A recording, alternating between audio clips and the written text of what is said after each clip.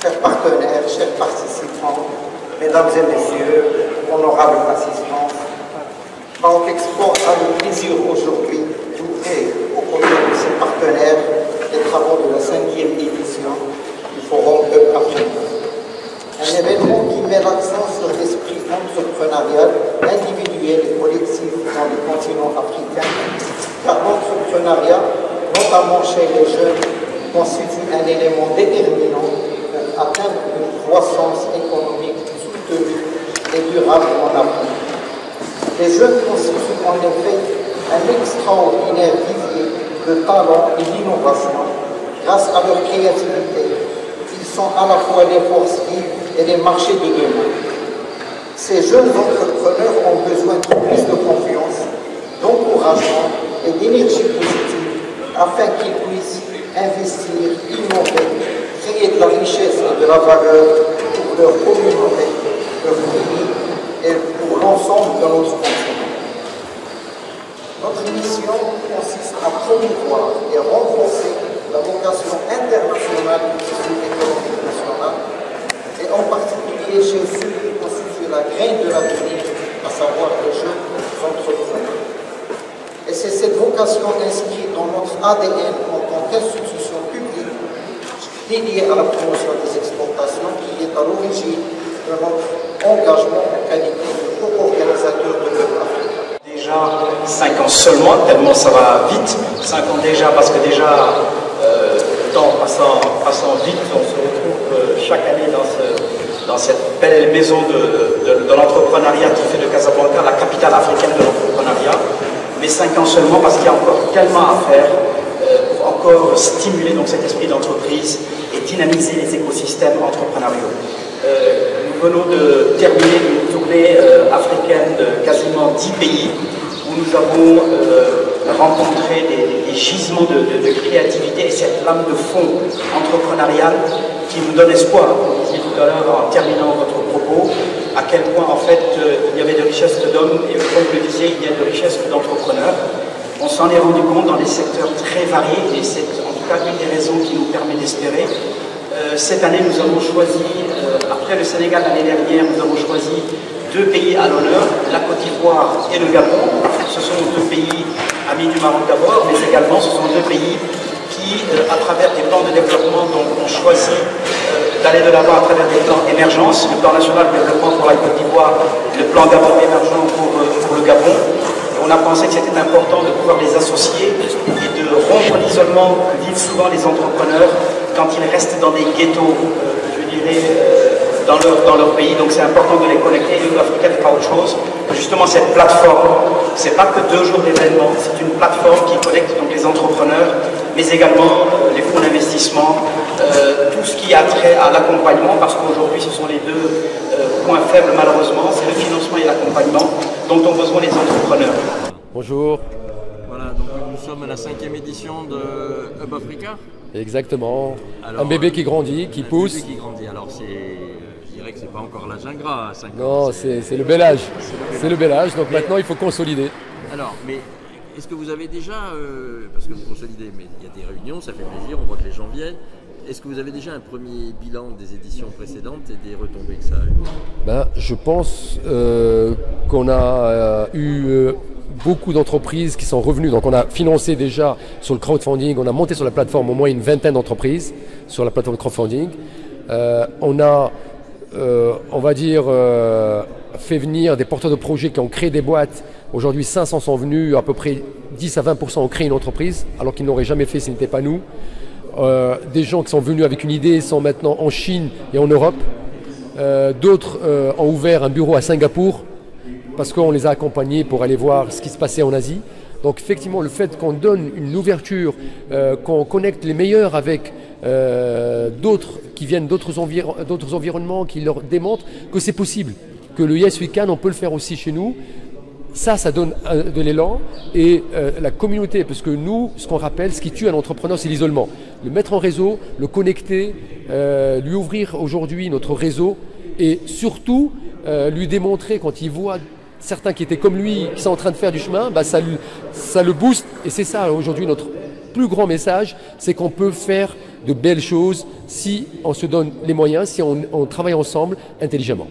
Alors, une question quand même, parce que la question de communication sur le continent africain, est-ce que vous avez beaucoup de partenaires qui viennent de pays africains ou est-ce qu'ils sont résidents au Maroc? On a une quinzaine de pays qui sont là.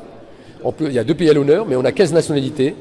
On a aussi des pays qui viennent d'Europe, donc de France, du Canada. Mais essentiellement, le gros vient d'Afrique subsaharienne, du Maroc bien sûr, et un peu du Maghreb.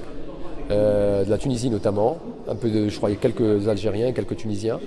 Le plus important pour nous, c'est rappeler qu'il y a une plus grande proximité entre un entrepreneur nigérian et marocain qu'un ouvrier marocain et un entrepreneur marocain.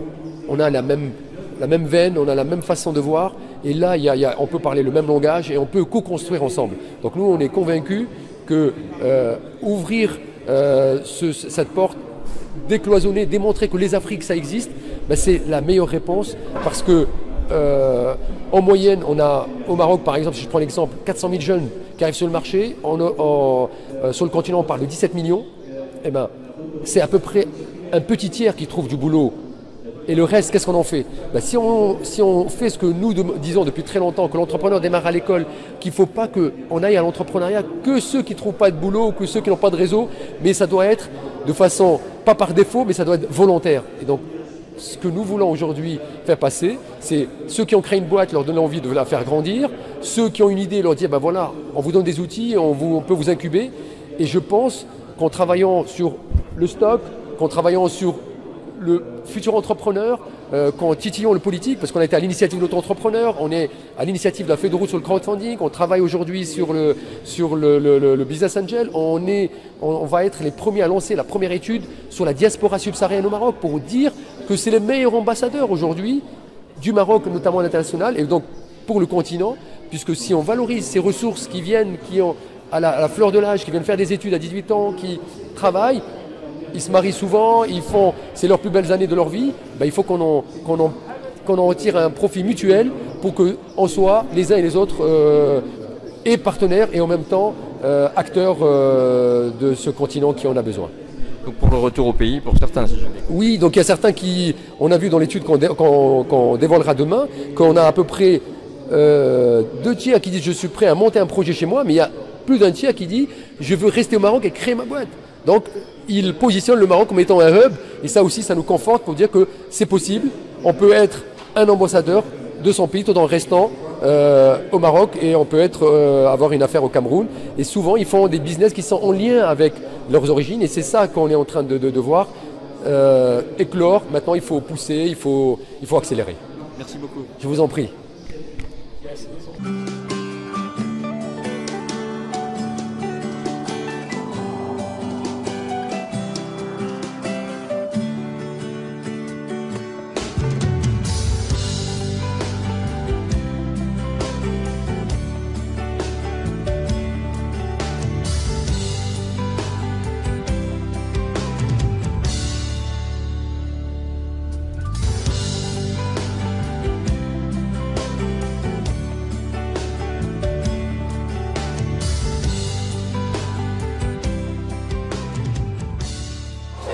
Ce sont 2 pays d'abord ce sont des pays amis du Maroc, mais également ça fait que ce sont des pays qui ont clairement eu la volonté de se doter d'un plan d'émergence économique, une détermination variée selon ce que je vous disais.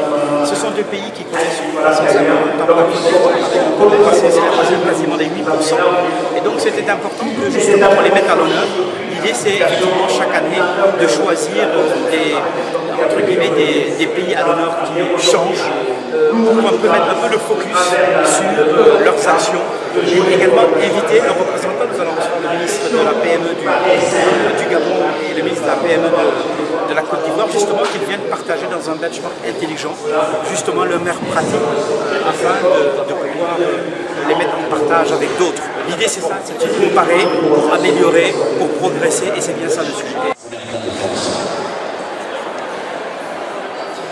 C'est ça qui est important, c'est d'être conscient que nos jeunes, ils ont besoin de modèles marocains. On n'a pas besoin d'aller chercher des modèles à l'étranger parce qu'ils sont trop loin de notre façon de faire.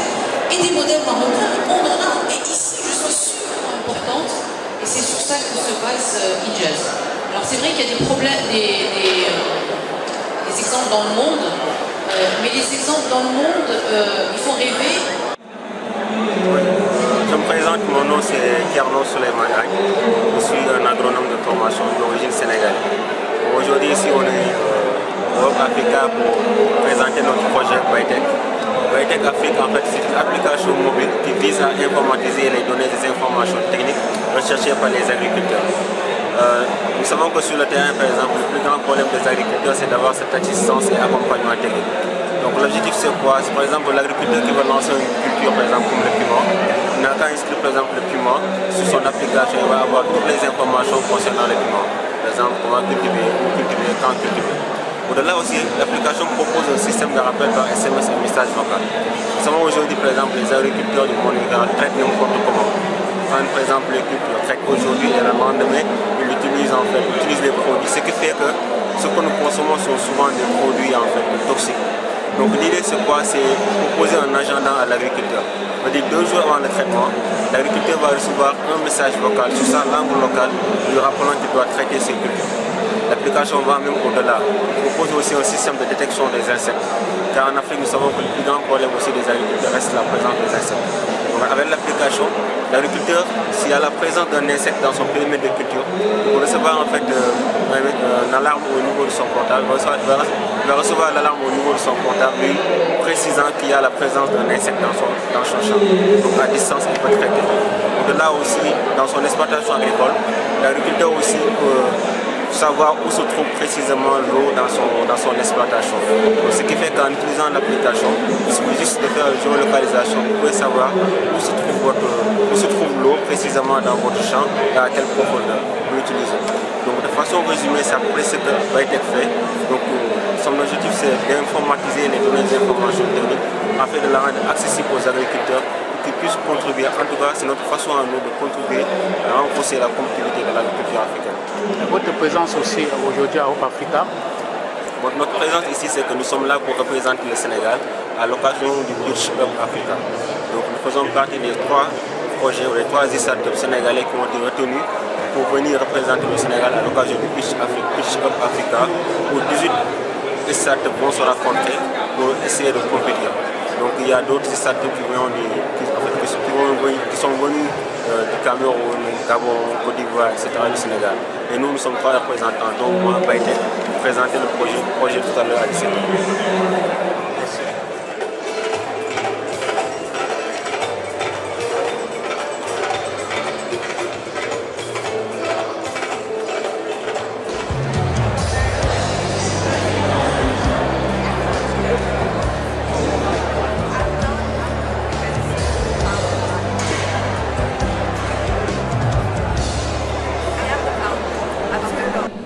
ABC, c'est la première initiative, c'est une initiative qui gère des revenus, qui permet de générer des revenus de manière générale et qui permet de promouvoir la culture africaine de manière générale également.